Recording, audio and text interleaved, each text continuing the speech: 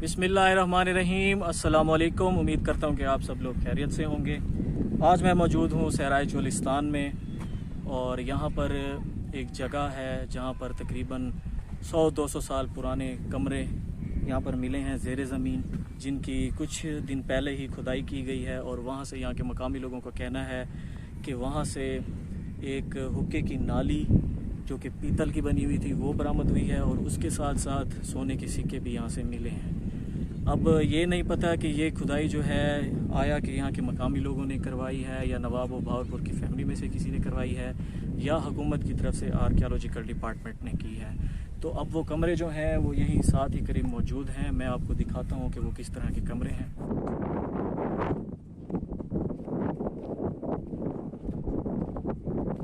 Video की तरफ चलने से पहले आपसे गुजारिश करना चाहूँगा कि अगर अभी तक आप लोगों ने हमारा चैनल सब्सक्राइब नहीं किया तो काइंडली सब्सक्राइब कर लें और बेल आइकन प्रेस कर दें ताकि हमारी आने वाली हर वीडियो का नोटिफिकेशन सबसे पहले आप तक पहुंच सके। ये सामने बिल्कुल एक मेन रोड जा रही है जो कि किला द्रावड़ की तरफ जाती है।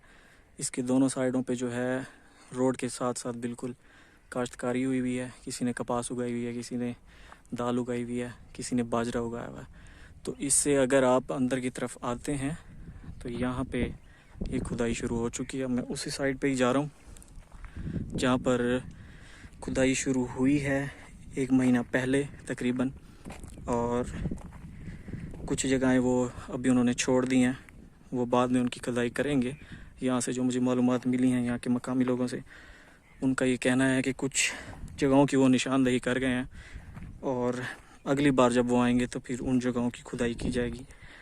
तो ये कुछ कमरे जो हैं यहाँ पर खुदाई करने के बाद मिले हैं जो कि ज़ेरे ज़मीन है। अभी उन कमरों में चल के हम देखते हैं। यहाँ पे जो रास्ता जो है काफ़ी ख़राब है, ऊंची नीची जगहें हैं, टीले हैं। तो अभी मैं अंदर घुसने की कोशिश करता हूँ यहाँ से।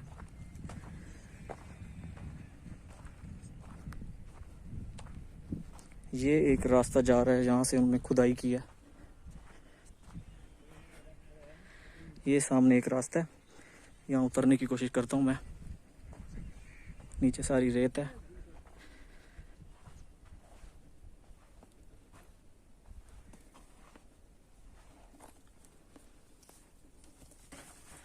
ये मुझे झुक के नीचे से जाना पड़ रहा है। ये ऊपर आप इसकी छत देखें, ये टाइल्स लगी हुई हैं पतली, और साइडें जो हैं वो मिट्टी से बनी हुई हैं, कच्ची साइडें हैं। मैं आराम आराम से नीचे उतरने की कोशिश कर रहा हूँ। और नीचे सबसे पहले जो है वो ये हाल नुमा एक कमरा है। ये देखें, टाइलों से बना हुआ है, पतली टाइलों से। इसके चारों तरफ जो है आपको दरवाजे मिलेंगे आने जाने के लिए, गैलरीज बनी हुई हैं। ये देखें,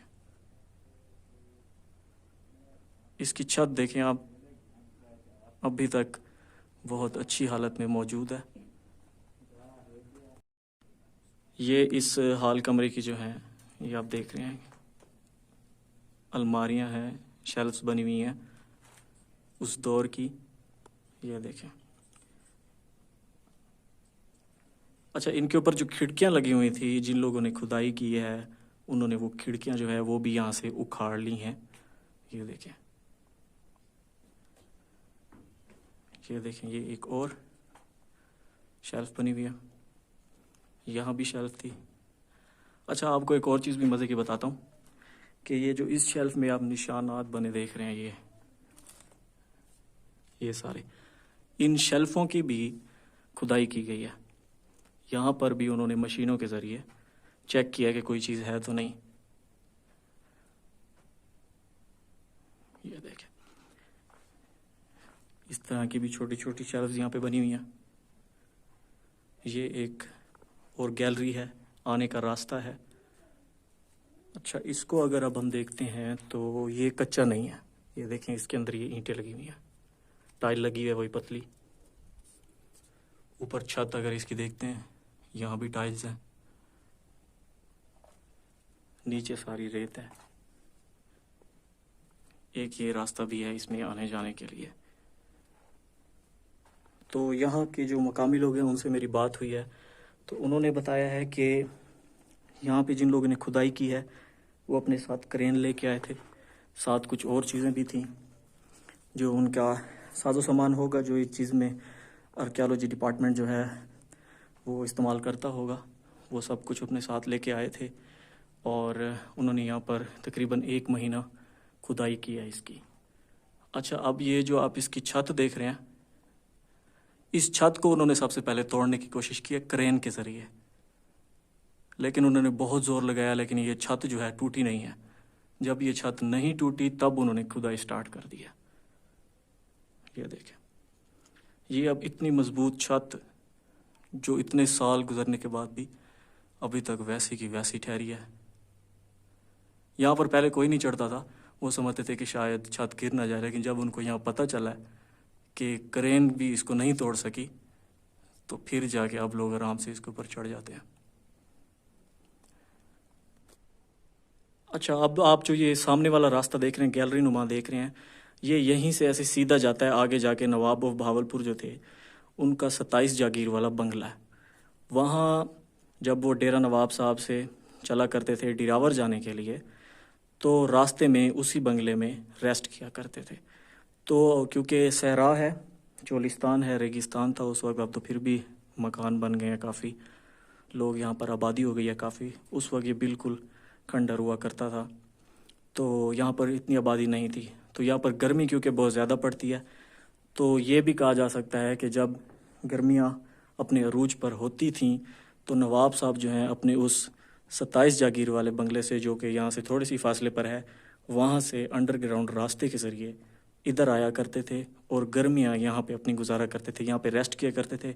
रेस्ट करने के बाद फिर ये रास्ता देखें आप, ये सामने आपको नज़र आ रहा होगा, यहाँ से फिर वो जो है आगे निकलते हैं। फिर आगे और इस तरह के कमरे भी पड़े हैं और कुछ जगहों पर वो निशानदेही करके गए हैं कि आने वाले दिनों में वहाँ पर भी खुदाई होगी। इस तरह के इस सहरा में काफ़ी सारे कमरे मिलने की उम्मीद है।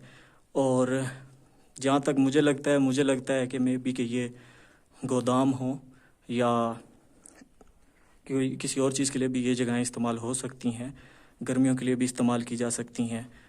हर किसी का अपना अपना मफरूज़ा है, लेकिन कोई कंफर्म बात नहीं कर सकता। तो काफ़ी सारी यहाँ पे इस तरह की जगहें मौजूद हैं। इसी तरह की छत आपको मिलेगी, जैसे मैंने अभी आपको दिखाई है, ये इस तरह की छत यहाँ पर जगह जगह से थोड़े थोड़े फासले पर मौजूद है, लेकिन वो ज़मीन के अंदर धंस चुकी हैं। तो कुछ अरसे के बाद जब उनकी खुदाई होगी या कोई तंजीम आती है यहाँ पर खुदाई करने के लिए, तो हम देखेंगे, उनसे बात करने की भी कोशिश करेंगे, मालूमात लेने की भी कोशिश करेंगे कि आखिर उनके नज़दीक ये क्या था, किस लिए इस्तेमाल होता था। तो अभी मैं दोबारा ऊपर जा रहा हूँ, आपको वो छत दिखाता हूँ जिसको क्रेन ने तोड़ने की कोशिश की है लेकिन नहीं टूटी। ये अब मैं ऊपर चढ़ आया हूँ वापस, तो ये वो छत है जो मैं आपको दिखाना चाह रहा था। ये वो छत है, इसको क्रेन ने तोड़ने की कोशिश की है लेकिन वो नहीं टूटी। ये जो आपको सुराख नज़र आ रहा है, ये क्रेन का जो आगे वाला हिस्सा होता है, वो यहाँ पर मारा गया, कोशिश की गई है तोड़ने की इसको, लेकिन ये नहीं टूटी। तो उस वक्त की आप मजबूती चेक करें, मिसालों की तरीका देखें बनने का, क्योंकि इसके अंदर ना कोई गार्डर है और ना कोई TRL लगा हुआ है। ये अब एक और कमरा है, ये यहाँ भी उन्होंने खुदाई की है, वो दिखाता हूँ मैं आपको। ये देखें, ये अंदर जाने का रास्ता है और इसकी छत मैं आपको दिखाता हूँ जो कि टूट चुकी है। अब दूसरे रास्ते से जाना पड़ेगा क्योंकि रास्ता बड़ा ख़तरनाक है, इंसान स्लिप होता है।